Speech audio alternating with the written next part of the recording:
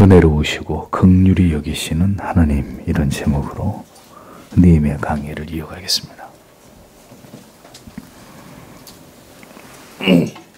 본문은 이스라엘을 선민으로 택하신 하나님 앞에서 이스라엘 백성들이 반복적으로 행한 어리석은 일들과 그리고 그 행위들에 대해서 하나님께서 이스라엘 백성들에게 나타내 보이신 하나님의 어떠한 일들을 대조적으로 우리에게 보여주고 있습니다. 가나안 땅을 차지하게 된 이후에 하나님께서 이스라엘 백성들에게 일방적으로 베풀어 주신 차고 넘치는 은혜와 대조적으로 마치 고질병처럼 반복되고 있었던 이스라엘 백성들이 보여준 지극히 배은망덕하고 어리석은 반응을 극명한 대조를 통해서 성경은 그것을 우리에게 나타내고 있습니다. 성경의 이러한 내용을 통해서 우리들에게 하나님께서는 무엇을 말씀하고자 하시는 것일까요? 계속 이어지는 레위인들의 이 송축의 내용은 우리들에게 하나님께서 어떤 분이시고 그 백성들에 대해서 어떤 마음을 품고 계시는 아버지이신지를, 그 지극하신 부성적 사랑을 우리들에게 보여주고 있습니다. 우리는 오늘도 이 성경의 말씀을 통해서 여호와 하나님을 깊이 알아가고 그분을 배워가는 시간이 되기를 소망해야 할 것입니다.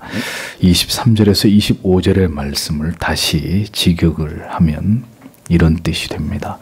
그리고 당신께서는 그들의 자손들을 하늘의 별들처럼 많게 하셨습니다. 그리고 당신께서 그들의 조상들에게 돌아와서 소유하도록 말씀하신 땅으로 그들을 들어오게 하셨습니다.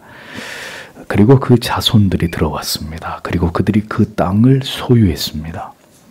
그리고 당신께서 그들 앞에서 그 땅에 거주하는 자들, 가나안 사람들을 정복하게 하셨습니다.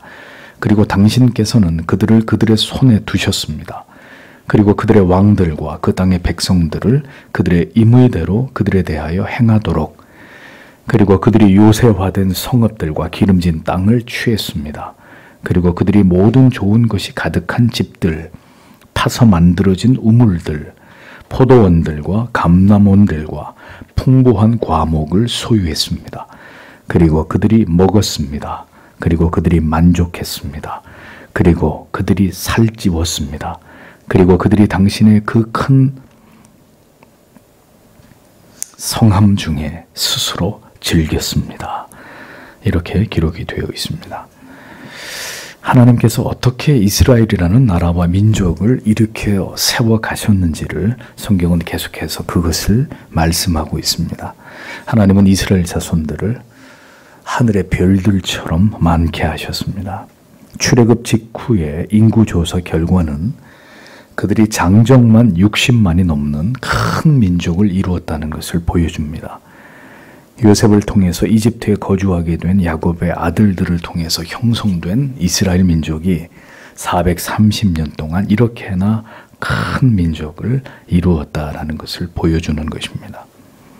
하나님께서는 그렇게 아브라함에게 주신 약속을 모두 이루셨습니다. 이스라엘 자손들이 하늘의 별같이 바다의 모래알같이 많게 하셨고, 그리고 이어 그들에게 주기로 약속하신 축복의 가나안에 마침내 들어가도록 그들을 인도하셨습니다.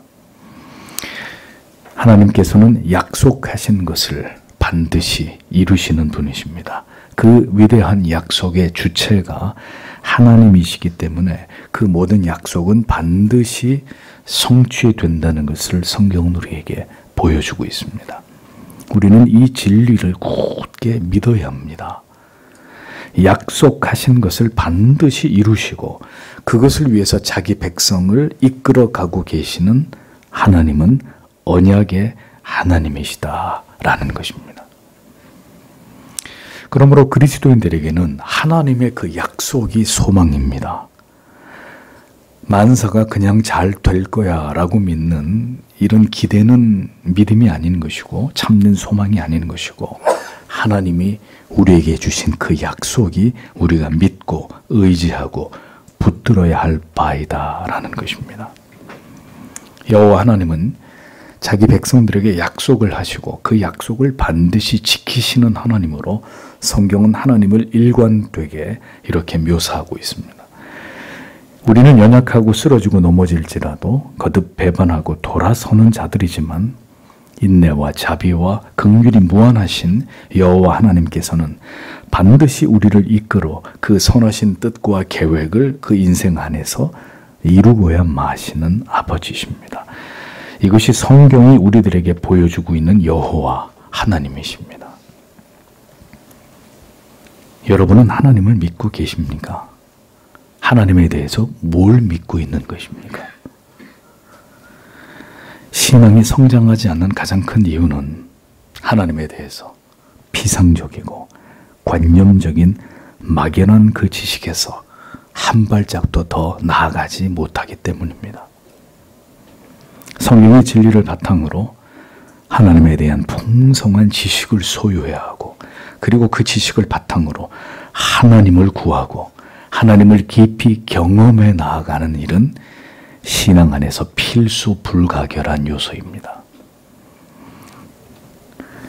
그러나 신앙이 바로 그것을 지향하지 않고 수년 동안 혹은 수십 년 동안 그 하나님을 알고자 하는 지극하고 진지한 노력 없이 그저 타율적으로 혹은 습관적으로만 그렇게 종교에 접근하게 되면 지금처럼 더 깊은 믿음을 가질 수 없는 그저 미지근한 신앙의 상태가 계속해서 지속될 수밖에 없는 것입니다.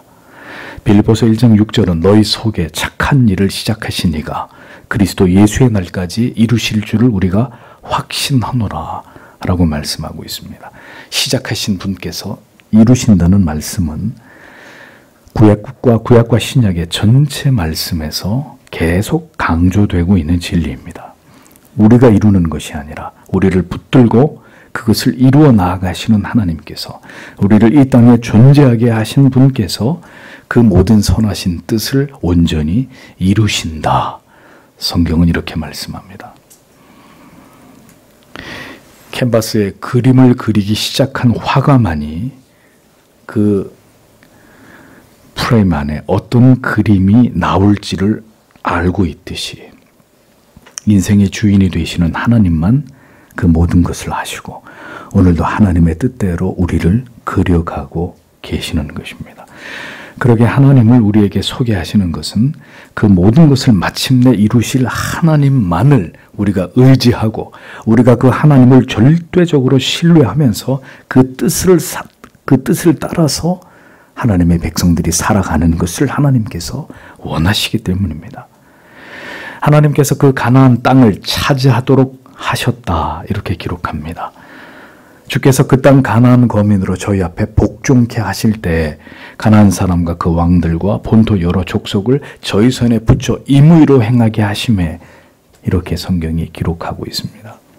가나안 거민을 그 왕들과 원주민들을 복종케 하고 그들을 이스라엘의 손에 붙이신 분이 여호와 하나님이시다라고 이야기합니다. 모든 나라와 민족들을 하나님께서는 자기의 뜻을, 자기의 약속을 이루시기 위해서 그들을 움직이십니다. 그들을 흥하게도 하고 망하게도 하십니다. 이스라엘 백성들을 통해서 가나안을 정복하게 하신 분은 하나님이십니다. 그렇게 하나님께서 그 일을 행하셨다고 성경은 분명히 말씀하고 있습니다.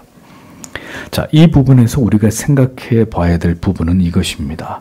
하나님께서는 이스라엘 조상들과 맺으신 약속을 지키기 위해서 가나안의 모든 왕들과 원주민들을 이스라엘 백성들을 통해서 하나님의 뜻대로 그들을 멸하게 하시면서 그럼 이스라엘에 대해서는 왜 하나님께서 일방적으로 그들이 하나님을 복종하고 경배하도록 하나님의 뜻대로 그렇게 이스라엘이 행하도록 하나님이 강제적으로 만들지 않으시느냐 하는 점입니다. 가나안은 하나님이 싹 쓸어버리시면서 왜 이스라엘의 마음은 하나님이 싹 쓸어 엎어서 하나님을 경배하도록 그렇게 하나님이 만들지 않느냐 하는 것이죠. 하나님께서는 자기 백성들을 인격적으로 대우하시는 아버지십니다. 하나님의 뜻을 알 까닭도 없고 알고자 하지 않는 세상과 세상에 속한 자들에 대해서는 그렇게 일방적으로 행하시더라도 하나님의 백성들에게는 그들이 스스로 하나님께 굴복하고자 하는 그 마음으로부터 하나님을 경외하고 사랑하도록, 그렇게 해서 자원해서 그 하나님을 경배하는 자들이 되기를 하나님은 자기의 백성들에게 그것을 원하신다는 거죠.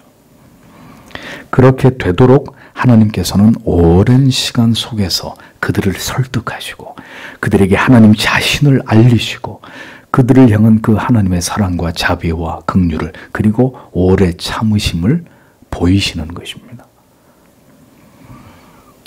오늘의 우리가 이토록 많은 죄를 범하며 하나님의 마음을 아프시게 하는 삶을 살아왔어도, 그렇게 고집스러운 인생을 우리가 살아왔음에도 하나님의 징벌을 받아 우리가 멸망을 당하지 않은 이유는 단 한 가지입니다.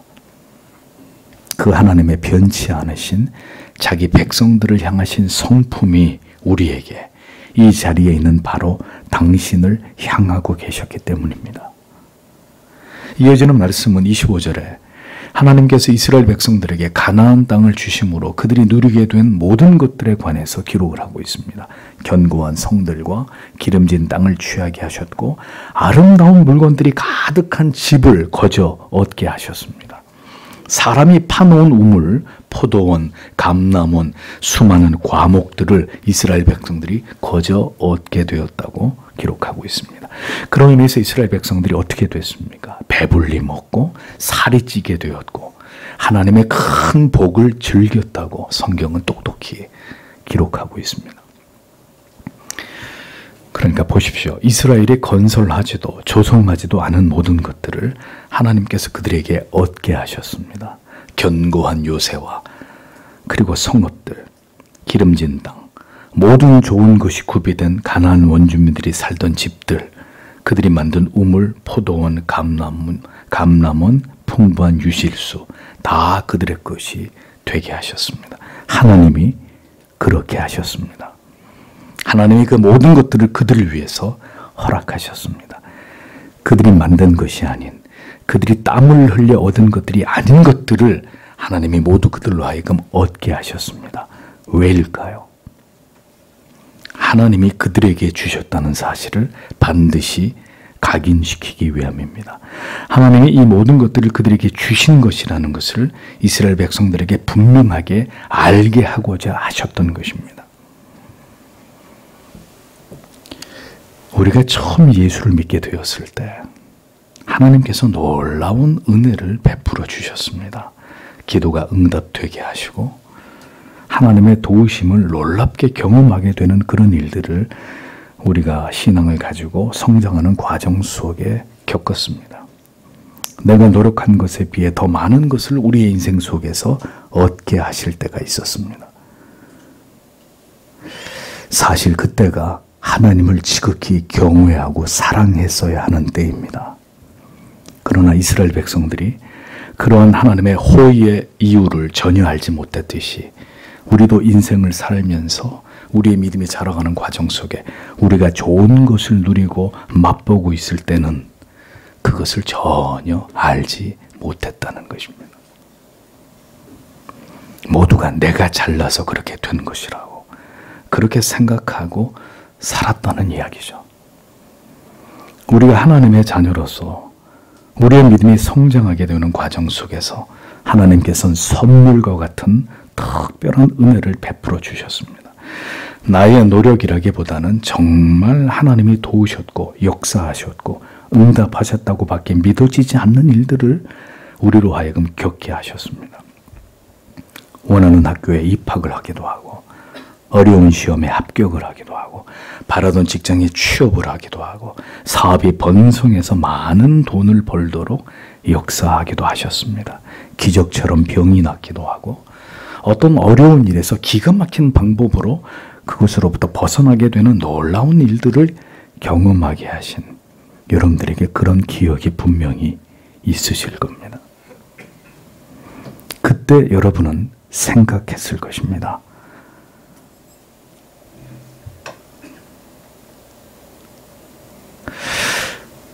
이런 일들이 왜 일어나는 것일까?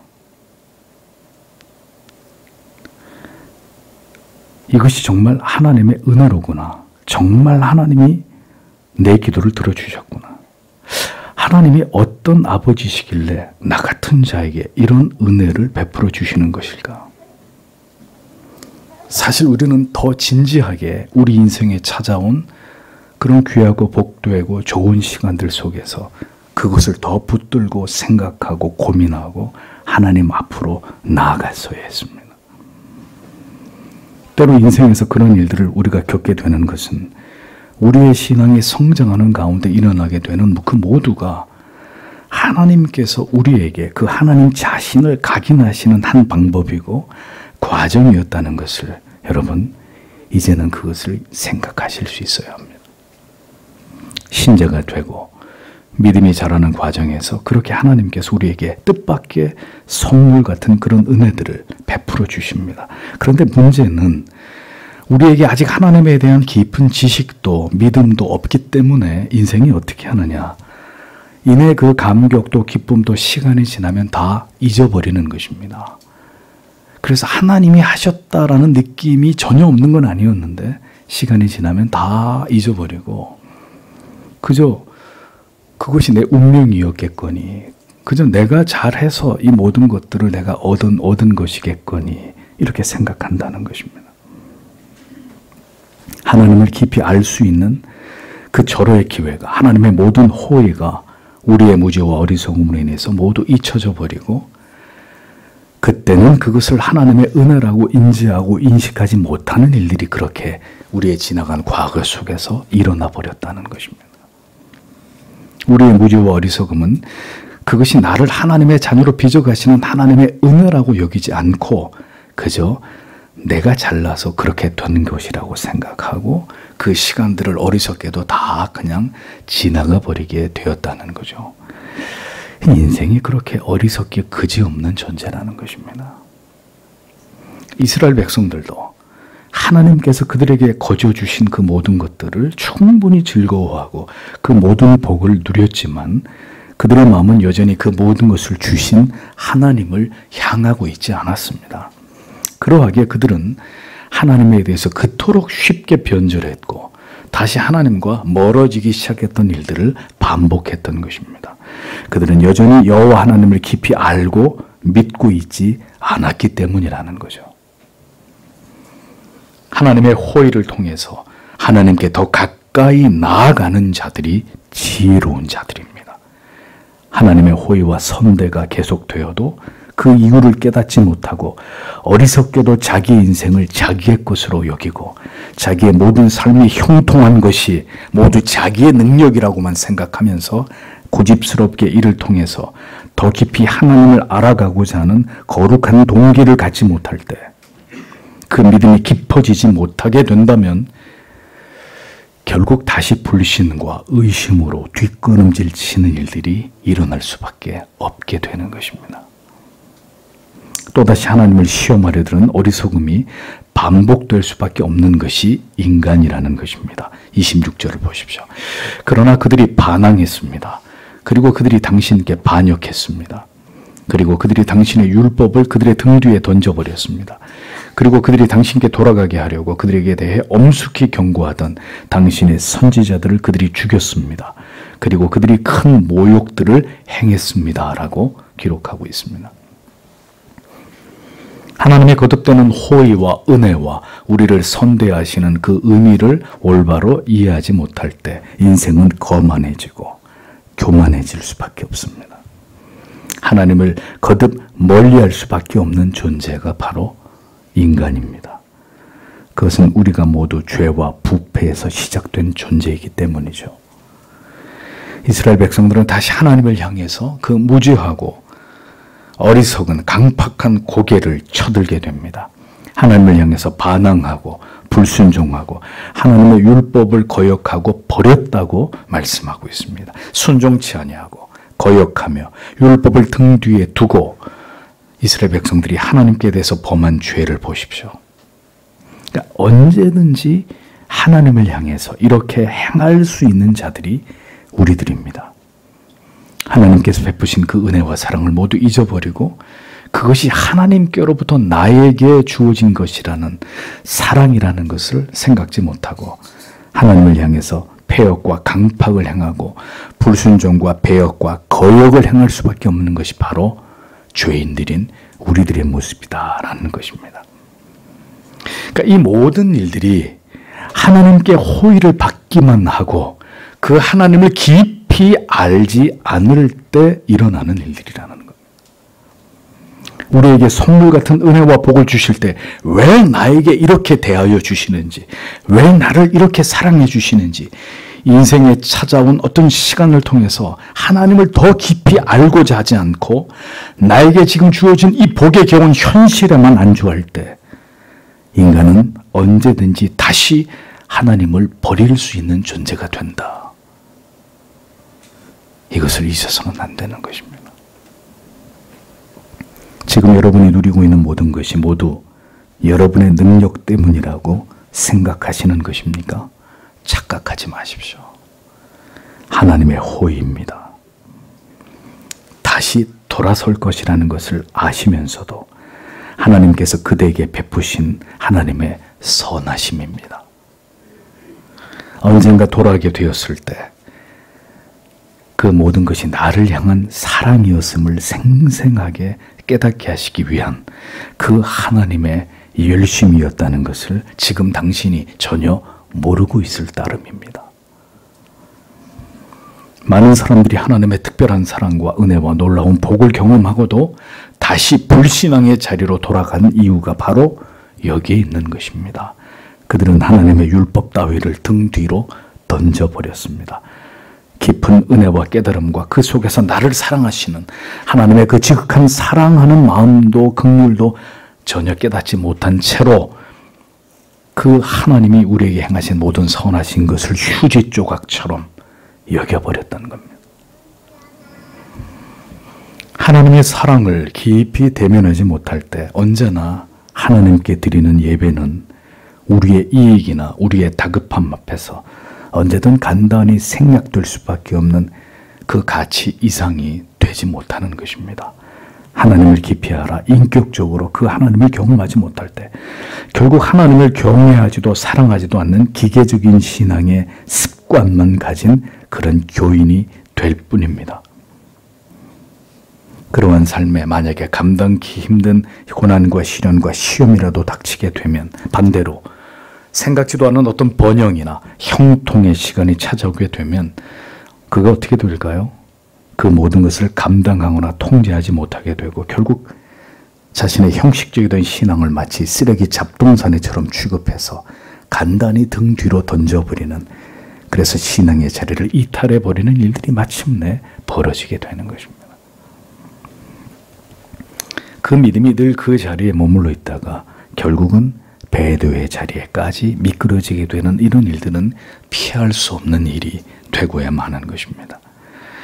아무리 목사와 여러분들의 부모님이 신앙의 지체들이 설득을 하고 권면을 해도 아무런 소용이 없게 됩니다. 이스라엘 백성들을 보십시오. 심지어 하나님께로 돌아오라고 하나님께서 그들에게 보내신 선지자들까지 어떻게 했습니까? 모두 죽여버렸습니다. 그렇게 크게 설만하게 매우 무례하고 방자하게 하나님 앞에서 참남한 죄를 범했다고 기록하고 있습니다.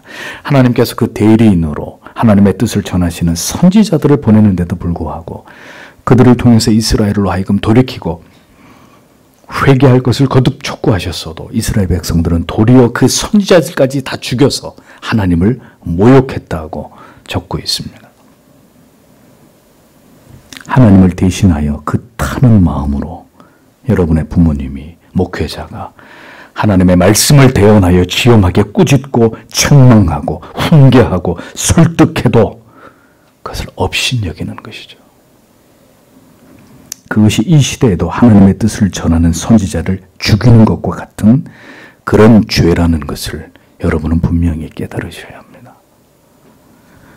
부모의 말씀을, 선생님의 말씀을, 목사의 가르침을 무시하고 업신여기는 죄, 그것은 하나님을 모욕하는 큰 벌을 쌓는 일이라는 것을 반드시 기억하셔야 될 분들이 있습니다.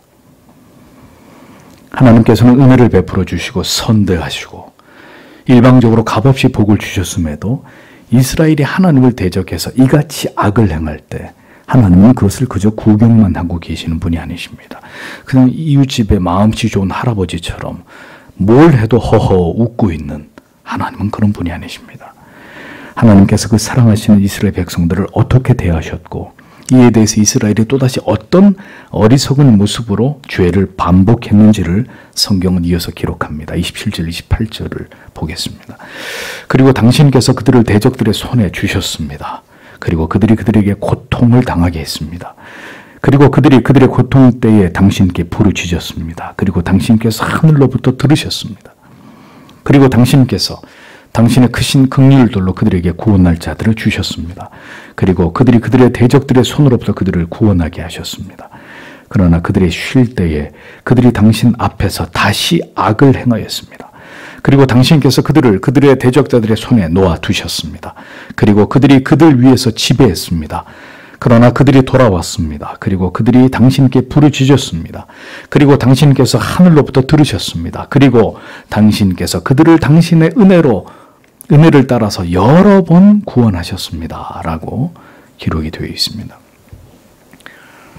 하나님의 호의가 거듭되지만 마음을 열어 하나님을 알고 그 하나님을 경외하는 일에는 마음을 쏟지 않고 있었을 때 이제 하나님께서는 그 반대의 일들을 자기 백성들에게 행하셨다는 사실을 볼 수 있습니다. 하나님은 배은망덕한 이스라엘을 강력한 대적들의 손에 넘기셨습니다. 그들로 하여금 고통과 괴로움을 겪게 하셨습니다. 하나님이 그들에게 호의를 베푸신 이유를 전혀 알지 못하고 하나님께로 더 가까이 나아가지 않을 때 하나님께서는 다시 그들을 고난 가운데 던지셨습니다. 악인들의 손에 붙이셨습니다. 견디기 힘든 혼란 속에서 다시 그들로 하여금 철저하게 돌이켜 하나님을 찾도록 하나님이 그렇게 만드신 것을 볼 수 있습니다. 그래서 그들은 어쩔 수 없이 다시 하나님께 부르짖었습니다. 그들은 하나님께 절규하면서 애타게 하나님을 찾게 되었습니다. 그러자 하나님께서는 다시 그들의 부르짖는 소리를 들으시고 크게 긍휼을 바라셨습니다. 그들이 일시적으로 고통을 이기지 못해서 하나님을 찾는 것이라는 것을 그분이 알고 계셨으면서도 하나님께서는 다시 죄를 뉘우치며 돌이켜 하나님을 찾는 자들에게 크신 긍휼을 베푸시는 하나님이시라고 성경은 우리들에게 그 하나님에 대해서 말씀하고 있습니다. 아이가 뭔가 크게 잘못했을 때 엄마의 매를 맞지 않기 위해서 어떻게 하죠? 두 손을 모아서 빕니다. 엄마에게 잘못했다고 말합니다. 그러면 엄마 아빠가 어떻게 합니까? 너 또 그럴 거잖아. 그러니까 더 맞아야 돼. 이렇게 하면서 더 때리지 않습니다. 아이가 또다시 잘못할 것이라는 것을 알지만 아이가 지금 눈물을 흘리면서 잘못했다고 아빠에게 엄마에게 비는 아이의 모습을 보면 어떻게 해요? 일단은 매를 거두는 것이 부모님의 마음입니다. 다시 잘못을 해서 매를 또 맞게 되더라도 일단은 매를 손에서 내려놓고 그 자식이 잘못했다고 뉘우치는 말에 그 마음이 풀어지는 것이 부모의 심정입니다. 하나님께서도 그러하십니다. 하나님께서는 그들의 부르짖음을 들으시고 그들을 고통으로부터 구원할 자들을 보내십니다. 그리고 그들을 괴롭히던 대적들의 손에서 이스라엘 백성들을 건져내십니다. 언제나 세상에는 교회와 성도를 박해하는 자들과 그리고 그들이 어려움을 당할 때 그들을 건지시는 하나님의 은혜가 있다는 것을 우리는 기억해야 합니다. 우리를 치는 막대기와 채찍만 있는 것이 아니라 우리를 건지시는 지팡이도 있다는 것을 잊어버리지 마십시오.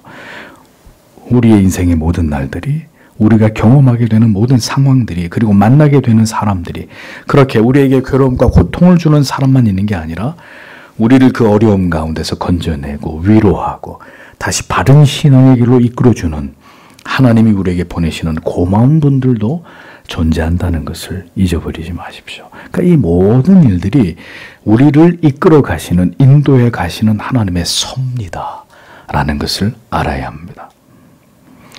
우리를 대적의 손에 우리를 힘들게 하는 상황이나 사람들 가운데 두기도 하시고 다시 그 어려움에서 우리를 건져 평안함 가운데로 인도할 우리를 돕는 사람들을 보내기도 하시는 하나님이십니다. 그러므로 우리는 그 모든 상황 속에서 하나님의 섭리와 뜻을 발견하고 깨닫는 자들이 되어야 합니다. 이 모든 시간들과 그 가운데 일어나고 있는 모든 일들이 모두 하나님께서 나에게 우리에게 행하시는 일들이다 라는 것을 깨달아야 됩니다. 어리석고 미련한 인간들은 그러나 이러한 하나님의 호의와 하나님의 징계를 반복적으로 경험하면서도 좀처럼 깨닫지를 못합니다. 이런 일들이 왜 자신에게 자기의 인생에게 거듭되는지를 알지 못한단 말이죠. 이것이 바로 인간의 전적 무능과 전적 부패, 전적 타락의 모습이라는 것을 성경은 적나라하게 보여주는 것입니다. 참으로 소망이 없는 그런 인간들의 모습을 성경은 그대로 이스라엘을 통해 우리에게 보여주는 것입니다. 하나님께서 그들에게 평강을 주셨을 때 그들은 하나님을 알고자 하고 하나님께로 더 가까이 나아가야 했지만 역시나 다르지 않게 그들은 또다시 그들에게 찾아온 평화 속에서 하나님을 버리고 악을 행합니다. 하나님이 어떻게 하십니까? 또다시 그들을 대적들의 손에 붙이십니다. 어리석기 그지없는 이스라엘 백성들은 다시 대적들의 손에서 괴로움과 고통을 당하자 또 어떻게 하죠? 이번에 또 돌이킵니다. 또 하나님의 이름을 부릅니다. 그러니까 잘 보세요. 이러한 행위는 이게 믿음이라기보다는 뭡니까? 자구책에 의한 어떤 본능과도 같은 것일 따름이라는 거예요. 에? 이스라엘이 평안하면 죄 짓고 어려움이 닥치면 아이고 하나님 살려주쇼라고 말하는 건 믿음이 아니라 그냥 본능이다라는 거죠. 마치 아이가 배가 고프면 우는 것이 엄마에 대한 깊은 애정이 있어서가 아니라 그냥 본능이듯이 갓난애가 무슨 엄마에 대한 애정이 있겠어요. 그냥 본능이듯이 그들은 그렇게 하나님을 경외하고 사랑하는 마음 없이 그냥 단지 지금 이 어려움에서 자기들을 이렇게 당장 건져줄 분이 하나님밖에 없다는 생각으로 그렇게 하나님을 찾은 것입니다. 여러분의 믿음도 오늘 우리의 믿음도 이와 같은 모습은 아닌지를 생각해 볼 필요가 있습니다. 믿음이 아니라 그저 본능일 뿐인 반응. 그런데 그걸 믿음이라고 여기고 내가 그렇게 살아가고 있는 게 아닌가. 그러니까 그렇게 쉽게 간단하게 상황이 종료되면 내가 언제 그렇게 하나님을 찾고 기도했던가 금세 세상을 향해 고개를 돌려버리는 거죠. 그게 믿음일까요? 하나님께서는 이번에도 하늘에서 그들의 간구를 들으시고 그렇게 다시 또다시 여러 번 긍휼을 발동해서 그들을 건져내셨다고 성경은 기록합니다. 10번이라도 100번이라도 1000번이라도 그 백성들이 돌이켜 하나님을 구할 때 하나님께서는 그들의 그 간구를 들으시는 하나님이십니다. 그것은 그들이 하나님께 행하는 악보다 그들을 향한 하나님의 사랑과 긍휼과 자비의 크기가 더 크시기 때문이라는 것을 잊어버리지 마십시오. 하나님은 언제나 그 사랑하는 백성들의 절규와 그 부르짖음에 귀를 기울이고 계시는 아버지십니다. 근데 그럼에도 불구하고 아직 당신의 기도가 응답되지 않은 것은 하나님의 때가 이르지 않았을 뿐이지 그 기도를 하나님이 외면하고 계시기 때문이 아니라는 것을 여러분들이 분명히 이해하실 필요가 있습니다. 하나님께서는 한 번뿐만이 아니라 여러 번 이스라엘 백성들이 하나님께 돌이켜 부르짖을 때마다 그들에게 긍휼을 베풀어 주셨습니다. 두 번 다시 그런 죄를 범하지 말아야 했건만 이스라엘은 또다시 넘어졌고 그들이 고통 가운데 다시 하나님의 이름을 부르자 이제 더 이상은 그들에게 긍휼을 베풀 이유가 조금도 없는 그런 가운데서도 하나님은 어떻게 하십니까? 그렇게 성경에 여러 번 이스라엘을 향해서 긍휼을 베풀어 주셔서 그들을 그 가운데서 건져내셨다라고 성경은 말씀합니다. 이것이 하나님 아버지의 마음입니다. 절대로 용서하지 않을 것이라고. 너는 더 이상 하나님께 나아갈 자격이 없는 인간이라고. 그렇게 떠들면서 우리 귀에 속삭이는 것은 사탄의 소리일 뿐입니다. 하나님께서는 상한 갈대를 꺾지 않으시고 꺼져가는 심지를 끄지 않는 하나님이십니다. 돌이키는 자들을 품에 안아 다시 그들을 일으켜 세우고 그들을 회복시키시는 하나님이십니다. 자녀가 거짓말을 합니다. 반드시 지키겠다고 부모님께 약속을 했지만 그 약속을 어기고 하지 말아야 될 행동을 또다시 했습니다. 어느 부모가 책망을 하자 아이는 부모님께 빌면서 다시는 그렇게 하지 않겠다고 말합니다. 그러나 부모님은 그 아이가 자기의 자식이 또다시 넘어질 거라는 걸 알고 있습니다. 그리고 다시 넘어지게 되더라도 아이의 그 말을 일단은 믿어줍니다. 믿어줍니다. 왜? 내 자식이기 때문에. 남의 자식이 아니라. 자식의 말이기에 알고도 속아주고 믿기 어려운 말이지만 믿고자 합니다. 그것은 단 하나의 이유 때문입니다.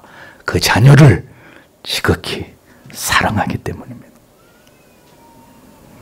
다시 여러 번 이스라엘을 향해서 또다시 긍휼을 베푸시는 하나님 아버지의 마음이 그러하셨습니다. 어린 자녀가 잘못을 할 때 부모님 여러분 기억하십시오. 반드시 그를 징계하십시오. 매를 드십시오. 잠언 20장 30절에 상하게 때리는 것이 악을 없이 하나니 매는 사람의 속에 깊이 들어가느니라고 말씀했습니다. 잠언 23장 13절에 아이를 훈계하지 아니치 말라. 채찍으로 그를 때릴지라도 그가 죽지 아니하리라 라고 성경은 말씀합니다. 자녀가 어릴 때는 부모님에게 교정의 한 수단으로 매를 맞아야 합니다. 그것으로 무엇이 잘못된 행동인지를 분명하게 깨닫고 그것을 경계하도록 만들어야 합니다. 어린아이의 영혼은 아직 우매하기 이를 데 없기 때문에 부모가 매를 들어서 그것을 다스려야 합니다. 그러나 자녀가 청소년이 되고 청년이 되고 장성에서는 매를 거두고 이제는 그를 위해 설득하고 훈계하고 그리고 그를 위해 눈물의 기도를 하나님께 드려야 합니다.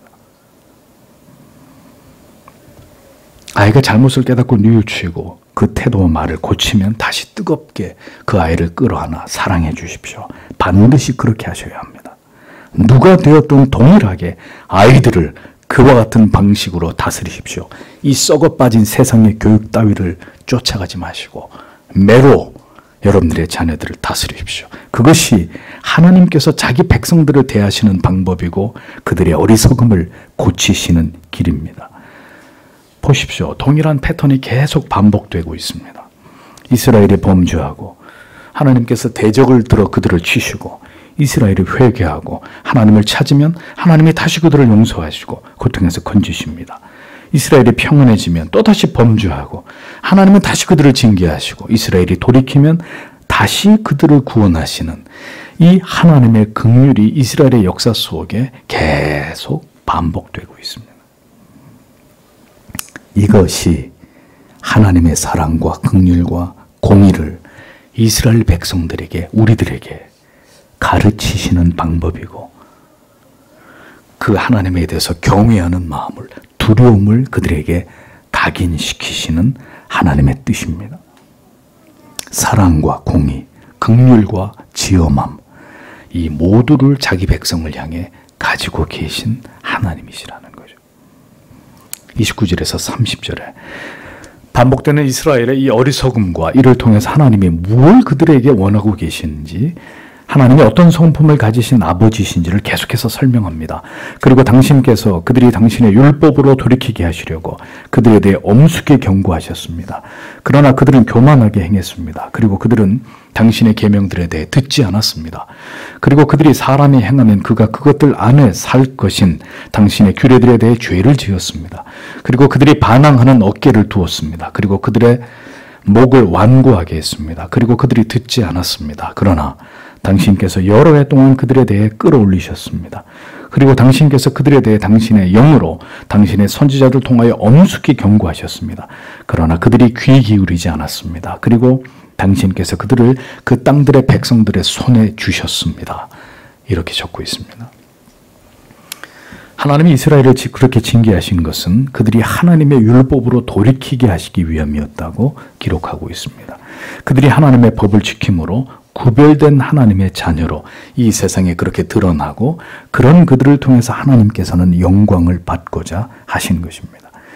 그러나 이스라엘 백성들은 하나님의 말씀을 따라 하나님을 경외하고 사랑하면서 그렇게 율법을 지켜 구별된 하나님의 백성으로 이 세상에서 살아가게 하신 그 하나님의 뜻을 어기고 하나님의 모든 계명을 지키지 않았다고 말씀합니다.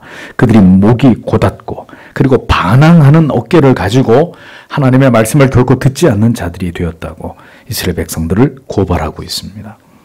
고집하는 어깨를 내어밀며 이 표현은 황소가 자신이 지고 가야 될 무거운 짐이나 혹은 밭을 가는 멍에를 지어야 되는데 그걸 보고 기겁을 하고 이것을 거부해서 어깨에 힘을 주면서 완강하게 버티는 모습을 의미합니다. 율법을 지키는 것은 하나님께서 이스라엘 백성들에게 명하신 것으로 그들이 하나님을 알지 못하는 이방인들과 달리 그 율법의 무거운 짐을 지고 하나님께 복종하는 삶을 통해서 그들이 죄를 멀리하고 하나님을 경외하는 성별된 백성으로 살도록 하시기 위함이었습니다. 그러나 그들은 이 같은 하나님의 뜻을 저버리고 황소처럼 저항하면서 그것을 거부하고 목을 굳게 하고 어깨를 완강하게 내밀면서 그런 하나님의 뜻에 순복하기를 거절했던 것입니다. 우리는 율법을 지킴으로 구원과 영생을 얻는 것이 아닙니다. 그럼에도 불구하고 율법을 지키면서 그 정신과 원리를 따라서 우리가 이 세상에서 각을 세우면서 살아야 되는 이유는 그것으로 우리가 하나님의 통치를 기꺼이 따르는 하나님의 자녀들인 것을 나타내는 것이고 그러한 우리의 성별된 삶으로 하나님의 영광을 이 세상 가운데 드러내는 자들이 되어야 하기 때문입니다. 그래서 우리는 주일을 성수하고 하나님을 예배하는 일을 생명처럼 여기고 지체들을 내 몸과 같이 사랑하고 오직 하나가 되어서 하나님의 뜻을 그 계명과 율례와 법도를 따라 이 세상에서 그것을 구현해 나아갈 의무와 책임을 가진 사람들입니다. 그것이 이 세상에서 살아가는 이유이고 목적이고 이 세상을 살아가는 구별된 하나님의 백성으로서의 삶의 방식이라는 것입니다. 우리는 지금도 그렇기 때문에 여전히 이렇게 하나님의 법을 지켜야 되는 무거운 책임과 사명을 가지고 죄를 멀리한 채로 이 악한 세상 속에서 구별된 성도의 삶을 살아가야 하는 자들입니다. 신자는 이것을 잊어버리면 안 됩니다. 우리가 사는 이유, 우리가 공부를 하는 목적, 우리가 직업을 가지고 세상에서 일을 하고 결혼해서 가정을 이루고 자녀를 낳기려는 모든 목적은 이러한 삶을 이 세상에서 살아가는 가운데 우리가 하나님의 자녀로서의 그 좁은 길을 걸어가는 것을 특권과 기쁨으로 여기면서 우리를 불러주신 그 하나님을 끊임없이 의식함으로 그 하나님을 드러내기 위한 삶을, 그 이름의 영광을 돌리는 삶을 살아가기 위함이라는 겁니다. 신자의 이 거룩한 정체성을, 그 존재의 이유와 목적을 알지 못할 때 우리는 우리 자신을 위해서 살게 되고 세상 사람들과 구별되지 않은 무의미한 삶을 우리의 이익과 우리의 목적을 따라 살아가게 되는 것입니다. 그것은 이스라엘이 범한 목이 곧은 삶이고 어깨를 내밀면서 고집을 부리는 불순종하고 죄악된 삶이라는 것이죠. 그러한 삶은 우리를 영원한 죄의 저주에서 그 지옥의 형벌에서 건져내어 구별하신 우리를 구원과 영생으로 불러주신 하나님의 뜻을 따라 살아가는 삶이 아니라는 것입니다. 여러분은 무엇 때문에 신자가 되었습니까? 하나님이 왜 당신을 불러주셨다고 생각하십니까? 이 위대한 부르심의 목적을 따라 살지 않을 때 인생은 불행하게 되어 있습니다. 더 많은 시간들을 인생 속에서 허비하게 되어 있습니다. 삶의 진정한 목적도 이유도 알지 못한 채로 진정한 삶의 의미와 보람과 행복도 느끼지 못한 채로 서서히 죽음 앞으로 가게 되는 것입니다. 그렇게 살다가 죽는 것은 아무런 가치가 없는 삶이고 죽음일 뿐입니다. 주의 규례와 법을 지키십시오. 그렇게 살도록 하나님께서는 여러분을 하나님의 자녀로 불러주셨습니다. 온통 죄악과 불법과 불의로 가득한 세상이지만 믿음으로 살아가는 것이 결코 쉽지 않은 시대이고, 신자라는 정체성을 가지고 세상에서 공부를 하고 직장을 다니고 결혼을 해서 자녀를 낳아 키우는 것에 많은 어려움과 불이익에 그 대가를 지불해야 되는 성도의 삶이지만, 믿음을 가지고 하나님을 의지하면서 그 길을, 그 삶을 성도는 지탱해내는 사람들이 되어야 합니다. 어떤 어려움이 있어도 우리를 도우시고 지키시고 구원하시는, 우리에게 길을 열어주시는 하나님을 의지하고 그 하나님을 경외하면서 그 법을 지키는 삶을 우리는 이 세상에서 감당해야 하고, 그것을 신자는 어릴 때로부터 믿음의 부모님과 교회를 통해서 배워 나아가는 자들이 되어야 하는 것입니다.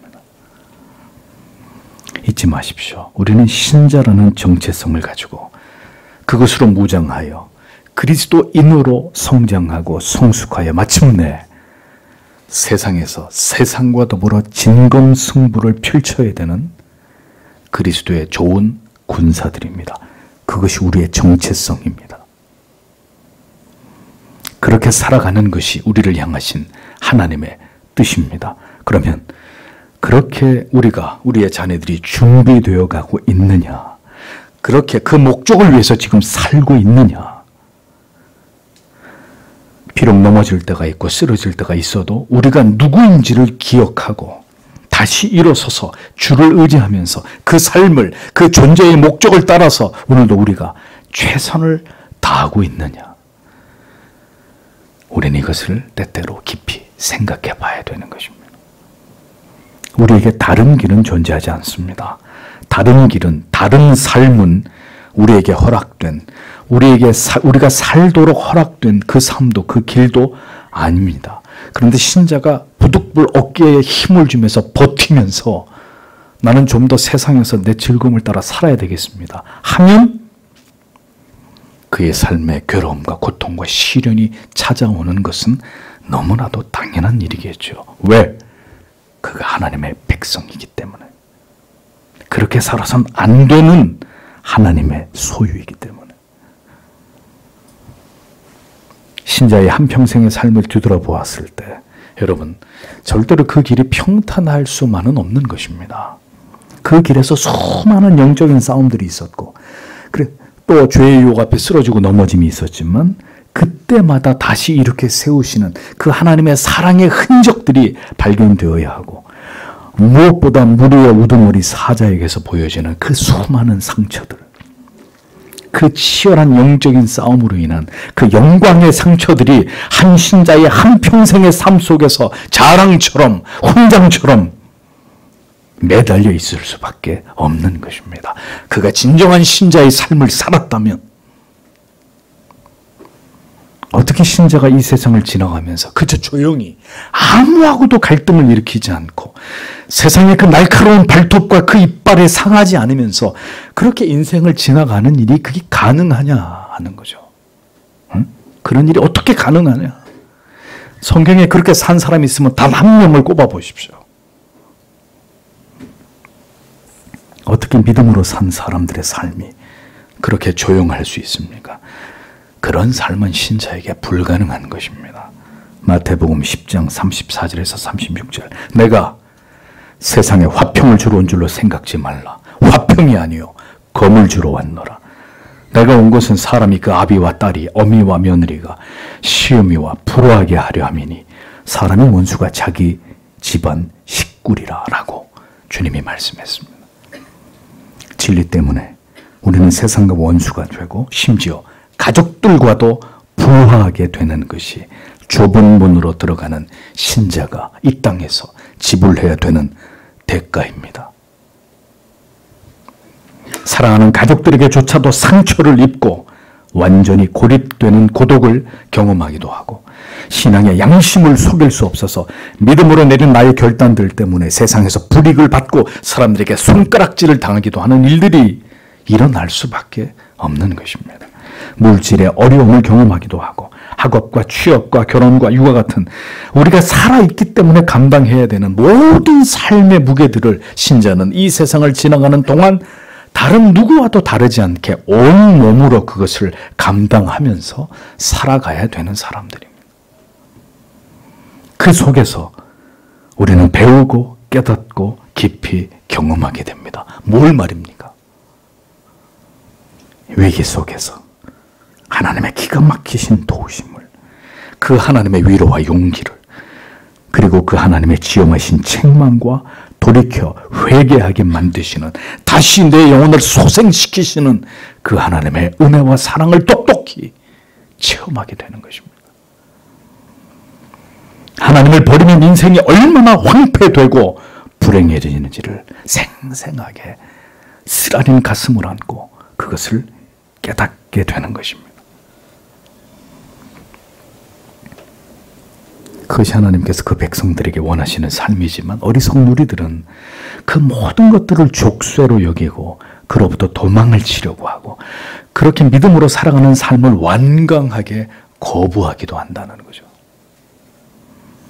그러나 그럼에도 불구하고 하나님께서 이스라엘 백성들에게 행하심처럼 여러 해 동안 참아 인내하시고 우리를 용서해 주시고 선지자를 보내서 주의 영을 통해 그 백성들에게 하나님의 뜻을 전하여 경계하게 하시는 그런 하나님이시라고 성경은 말씀합니다. 우리가 깨닫지 못하여 인생이 그러한 것임을, 우리의 모든 삶을 통해서 하나님께서 바로 그것을 원하심을 우리가 알지 못해서 우리의 고집대로 인생을 살아갈 때, 그래서 하나님의 법과 계명을 수시로 어길 때, 그럼에도 불구하고 하나님은 오래 참으시고 언제나 모든 시대 속에서 하나님의 말씀의 종들을 통해서 우리로 하여금 진리를 배우게 하고 깨닫게 하시고 때로는 경고하게 하심으로 때로는 우리를 산산조각나게 만들어서 그들을 하나님께로 돌아오게 하시는 아버지십니다. 하나님의 자녀들이 하나님의 자녀로서 하나님의 자녀다운 삶을 살아가도록 그렇게 언제나 성령을 통해서 그 백성들의 삶을 간섭하시고 그들을 훈계하시고 교훈하시고 지도하시고 그들을 이끌어 가시는 하나님이십니다.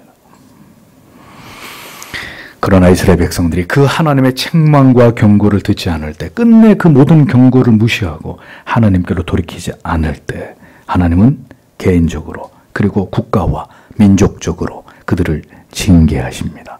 열방의 손에 이스라엘을 붙이셔서 그렇게 채찍과 막대기로 그들을 다스리듯이 우리의 삶의 가시와 엉겅퀴를 통해서 우리를 힘들게 하는 사람과 환경 속으로 우리를 몰아넣으심으로 처절하게 우리가 하나님을 버린 세상을 사랑한 그 불순종의 대가를 지불하게 만드시는 하나님이십니다.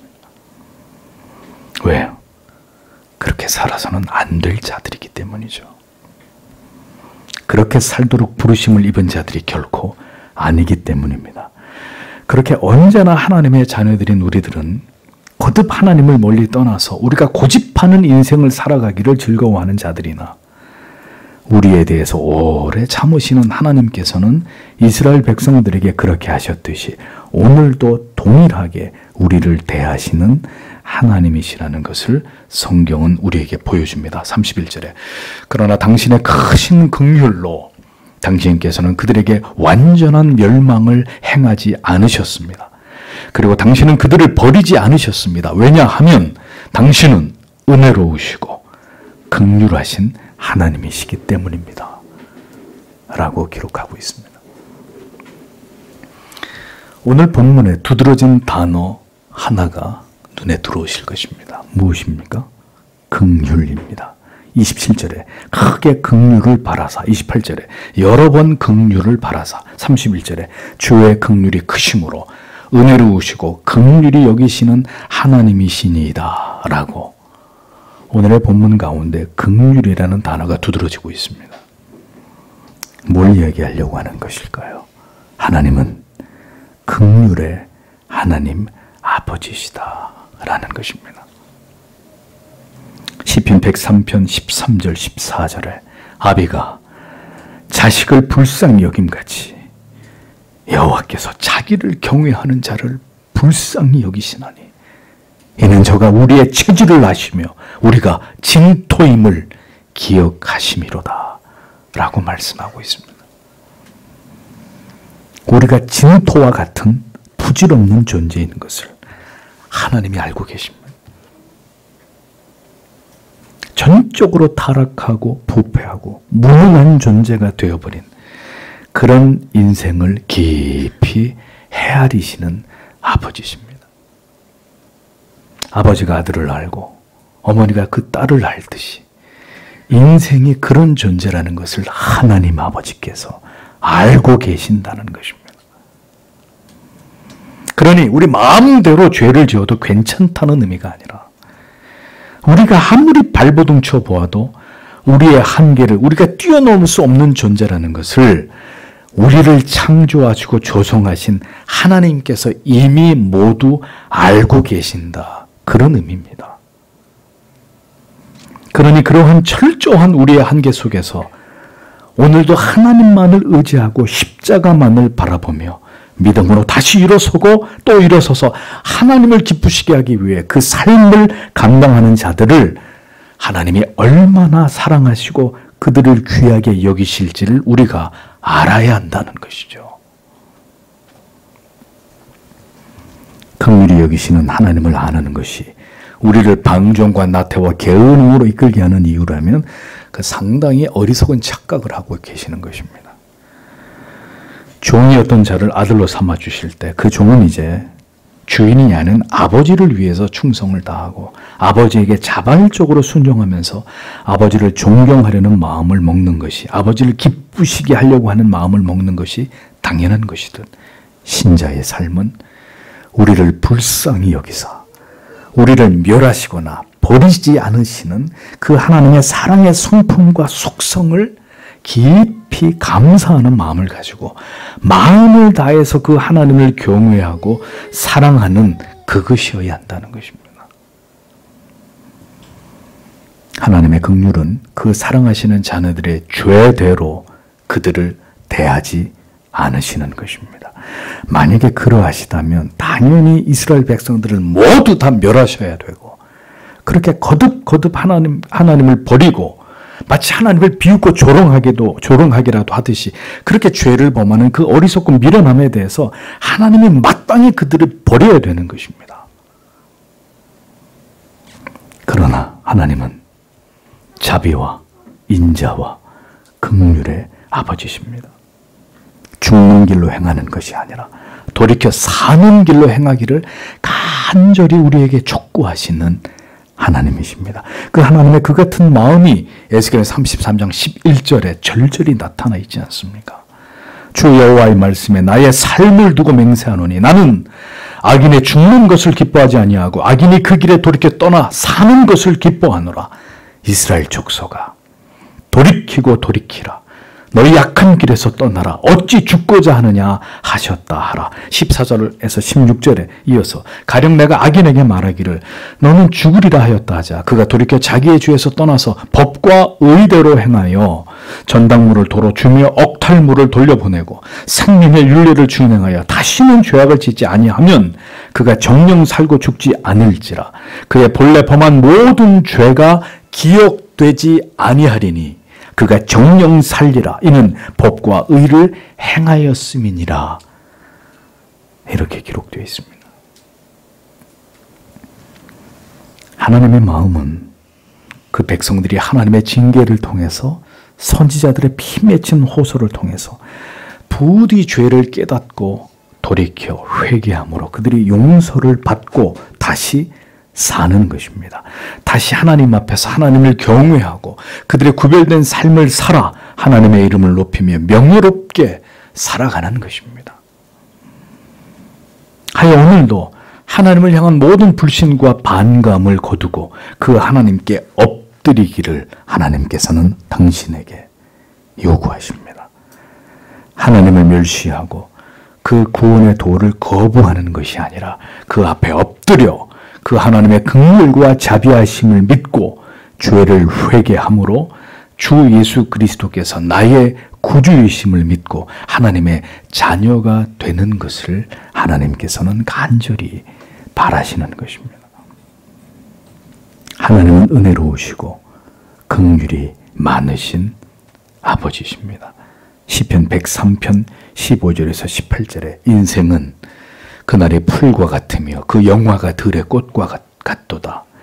그것은 바람이 지나면 없어지나니 그것이 다시 알지 못하거니와 여호와의 인자하심은 자기를 경외하는 자에게 영원부터 영원까지 이르며 그의 의는 자손에서 자손에게 미치리니 곧 그 언약을 지키고 그 법도를 기억하여 행하는 자에게로다 라고 말씀하고 있습니다.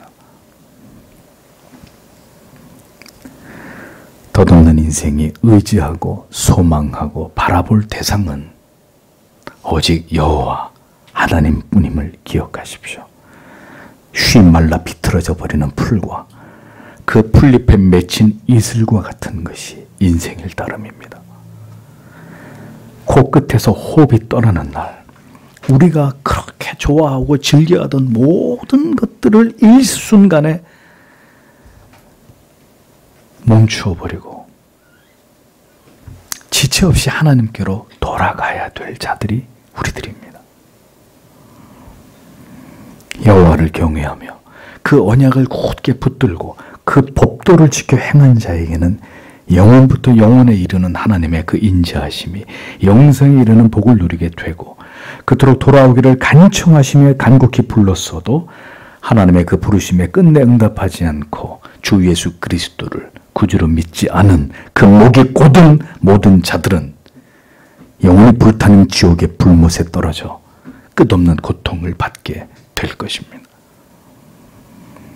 우리가 잊지 말아야 될 하나님의 성품은 바로 이것입니다. 이사야 9장 7절에 그 정사와 평강의 더함이 무궁하며 또 다윗의 위에 앉아서 그 나라를 굳게 세우고 자금 이후 영원토록 공평과 정의로 그것을 보존하실 것이라. 만군의 여호와의 열심히 이를 이루시리라. 하나님은 그 백성 이스라엘 안에서 그들을 반드시 공평과 정의로 다스리고 그들을 보존하신다고 말씀합니다. 뭘 보존하는 것이죠? 그들의 영혼을, 그들의 구원을, 그들의 믿음을 끝까지 보존하시고 지키시고 그것을 마침내 이루시는 하나님이라고 하나님을 소개하고 있습니다. 그 하나님이 뭘 가지고 그 일을 하느냐? 제가 성경에서 가장 좋아하는 단어 중에 하나인 그 모든 것이 여호와의 열심으로 인해서, 우리의 열심이 아니라 여호와 하나님의 그 열심으로 인해서 마침내 그 모든 것이 이루어진다고 성경은 못 박아 말씀하고 있습니다. 여호와의 열심이 이 모든 것을 완성하는 것이라고, 종지부를 찍는 것이라고 성경은 우리에게 가르쳐주고 있습니다. 자기 백성에게 이 같은 계획을 가지고 계시고 오늘도 그 모든 선한 뜻을 하나님의 모든 자녀들의 그들의 개개인의 삶과 그들의 인생 속에서 이 하나님의 그 열심으로 그 모든 것을 이루어가고 계시는 분이 우리의 아버지신 여호와 하나님이십니다. 그 하나님은 그 자녀들에게 은혜로우시고 그리고 긍휼이 많으신, 언제나 그들을 불쌍히 여기시는 아버지시라고 성경은 말씀합니다. 그러므로 죄인들이여 고개를 드십시오. 그리스도를 바라보십시오. 추악한 우리 자신이 아니라 그 해같이 빛나는 하나님을 바라보십시오. 우리를 긍휼히 여기셔서 자기의 아들을 십자가 위에 달아 그의 대속을 통해서 우리에게 영원한 생명을 주신 그 하나님을, 그 하나님의 아들을, 그리고 성령 하나님을 바라고 의지하십시오. 우리의 모든 인생의 소망이 오직 우리를 긍휼히 여기시는 하나님 아버지께, 그리고 그 긍휼을 십자가 위에서 이루신 성자 예수 그리스도께, 그리고 오늘도 믿어 이 자리에 있도록 우리를 찾아오시고 우리를 붙들어 인도하신 성령께 있음을 고백하시면서 이 삼위의 하나님께 모든 영광과 감사를 돌려드리고 그토록 우리를 사랑하시는 그 하나님을 온전히 경외하고 사랑하면서 우리의 남은 여생을 하나님을 뜨겁게 사랑하고 그의 몸 되신 교회를, 지체들을 사랑하고 섬기면서 그렇게 우리의 이 땅에서의 모든 시간을 아름답게 채워나가는 하나님의 사람들이 되시기를 주님의 이름으로 축복합니다. 기도하겠습니다.